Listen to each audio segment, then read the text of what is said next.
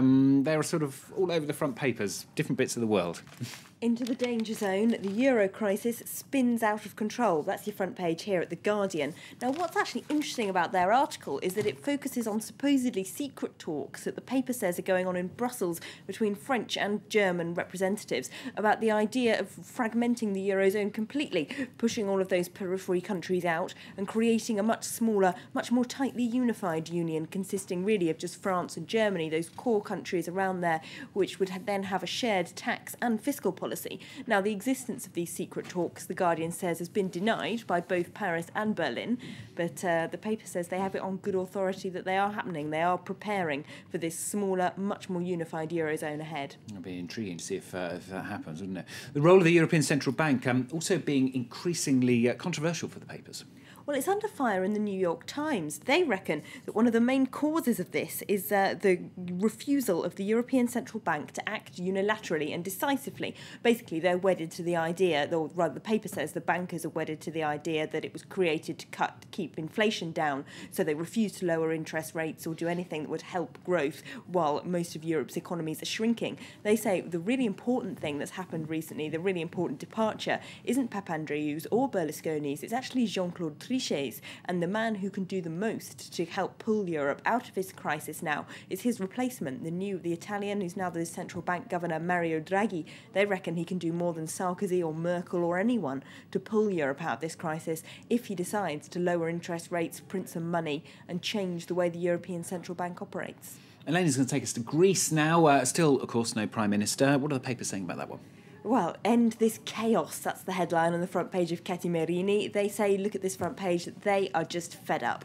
They say after hundreds of hours of discussions, hundreds of hours of deliberations by Papandreou, 4 days of talks, we still don't know who is going to be the next Prime Minister of Greece. They say there's just too much uncertainty. They don't care who it is now, as long as it's someone who will help pull all these different parties together and make Greece less of a laughingstock on the international stage, they say.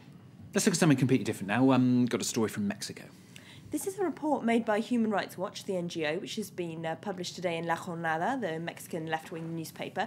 Now, the Human Rights Watch say they've got proof the Mexican police and army have been involved in at least 24 murders, 39 disappearances and 170 cases of torture since President Calderón launched a big offensive to take on drug traffickers with a big military offensive in late 2006. Now, this has been going around in rumours in Mexico for a long time. That offensive has become very unpopular because so many people have died and there's very little influence that the traffickers are making any difference. Sorry, the army is making any difference. A lot of soldiers, of course, have changed sides because there's so much corruption and they're now some of the traffickers' worst enforcers. It's been widely believed in Mexico for a long time that police corruption was such that they were involved in murdering and disappearing people. But this is the first time we've got proof from a foreign NGO who say they found evidence of it.